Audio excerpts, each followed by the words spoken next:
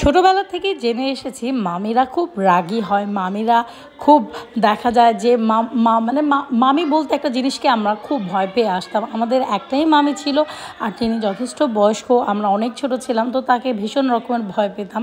তো সবসময়ই বলতাম যে যখন আমি মামি হব তখন আমি সব থেকে সেরা বা বেস্ট মামি আমি হব, অর্থাৎ মামার বউ যে থাকে সে। তো আমরা আজকে যাচ্ছিলাম ভাগ্নের বাসা, আর এখানে আমি একটু রং ঢং করে ভিডিও করে নিচ্ছি। ভিডিও করতে তো আমার ভালোই লাগে। তো রাস্তার সেদিন যথেষ্ট পরিমাণে বৃষ্টি ছিল, জায়গায় জায়গায় একটু পরিমাণের পানিও উঠে গিয়েছিল, কিন্তু ভাগ্নে ইনভাইট করেছে এই বৃষ্টির মধ্যে হলেও যত বাধাই আসুক না কেন আমাদেরকে তো যেতেই হবে। তারপরে সব কিছু বাধা পেরিয়ে আমরা ভাগ্নের বাসায় চলে গিয়েছি। আর ওদের বাসায় গিয়েই দেখি আমার অনেক অনেক ফেভারিট এই দুইটা পাখিকে দেখি আমার ভীষণ রকমের ভালো লাগলো। আর এত কালারফুল একটা ঘরের মধ্যে ছিল, এটা দেখে আরও বেশি ভালো লাগছিল। আসলে পাখির ঘরগুলো যদি পাখিকে সবসময় মুক্ত আকাশেই ভালো লাগে, তারপরেও এরকম রাখতে ভালো লাগে। যাই হোক, কথা বলতে বলতে আমরা খাবারের এদিকটাতে চলে আসছি। আর খাবারের এখানে এসে তো আমার পুরো মাথায় হাত, কারণ এত কিছু রেসিপি করেছে, কোনটা রেখে কোনটা খাবো কোনো কিছুই মাথায় আসছিল না। কারণ এত ভর্তার আইটেম, এত দেখা গিয়েছে যে বেগুন ভাজি, কাবাব, ফিশ ফ্রাই, তারপরে রূপচাঁদা মাছের, কাতলা মাছের, এত এত আয়োজন ছিল। আর যেহেতু প্রথমবার গিয়েছি, সবথেকে মজার একটা স্পেশাল জিনিস আমাদের জন্য করেছে এই ডালাটা আমাদেরকে এত ভালো লেগেছিল। এরপর ডেজার্টেরও অনেকগুলো আইটেম করেছিল, আর প্রত্যেকটা আইটেমই অনেক মজার ছিল। এই স্পঞ্জের মিষ্টিগুলো আর প্রতিটা মিষ্টি দেখতেও অনেক মজাদার ছিল, আর পুডিংটা তো অসাধারণ হয়েছিল। তো মেইন যে জিনিসটা, যে ডালার কথাটা বলছিলাম, এই ডালাটা করেছিল আমরা যেহেতু ওর 4 মামি, তো 4 মামিকে স্পেশাল করে এই ডালাটা আমাদের জন্য আয়োজন করেছিল। আর আমরা আসলে কখনোই বিয়ের পরে এত সুন্দর এই আপ্যায়ন বা এরকম ডালার মধ্যে কেউ খাবার সার্ভ করবে এরকম কখনোই করা হয়নি। তো এই জিনিসটা প্রায় বিয়ের 9.5 বছর 10 বছর প্রায় হতে যাচ্ছে, এত বছর পরে এসে এরকম একটা আপ্যায়ন সত্যিই খুব ভালো লাগছিল। আর এদিকে সব মামারা একসাথে খেতে বসছে এবং সবাই একটা একটা করে আইটেম নিচ্ছে। আর এটা ছিল ওর ছোট মামা, বড় মামা, সেজো মামা। আর এইদিকে এই যে আমাদের ভাগ্নে খাবার সার্ভ করছে, ওর প্রতিটা রান্না এত মাশাল্লাহ অসাধারণ ছিল।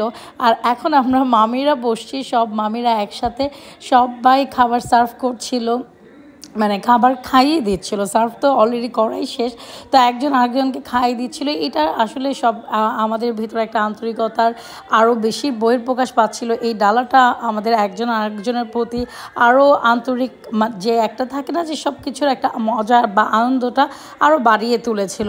তো এদিকে ওদের বারান্দায় গেলাম, বারান্দাতে চোখে পড়লো সবুজ গাছালি আর এত সুন্দর ভিউ।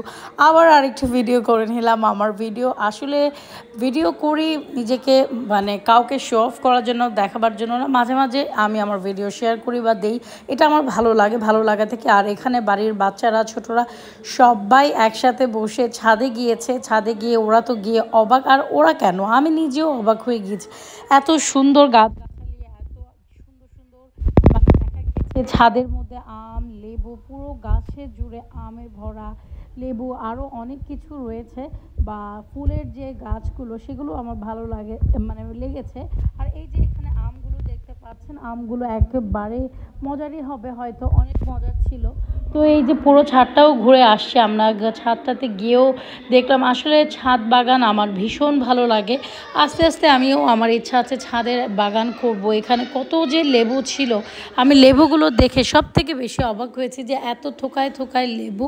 তো এই তো, আর এদিকে বাচ্চারা দোলনা দুলছে, ওদের চাচু মামা, এখানে সবার চাচুই হবে।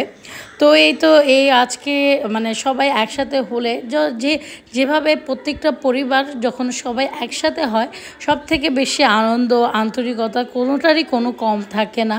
এবং সব থেকে বেশি ভালো লাগে যখন আমরা পরিবারের সবাই একসাথে হয়। সেটা আমার দাদি বাড়িতেও যখন আমরা একসাথে হই ভীষণ রকমের ভালো লাগে, শ্বশুর বাড়িতেও যখন সবাই একসাথে হই খুবই ভালো লাগে। তখন ঈদের আনন্দ বলি বা যে কোনো আনন্দ বলি দ্বিগুণ বেড়ে যায়। আর এটা ছিল আমাদের চলে যাবার সময়, সবার কাছ থেকে বিদায় নিচ্ছিলাম। তো সবার সাথে বললাম যে আবার একটু ভিডিও করে নেই। তো এই ছিল আজকের আমার ভিডিও। আপনাদের কেমন লেগেছে অবশ্যই আমাদেরকে কমেন্টস করে জানাবেন।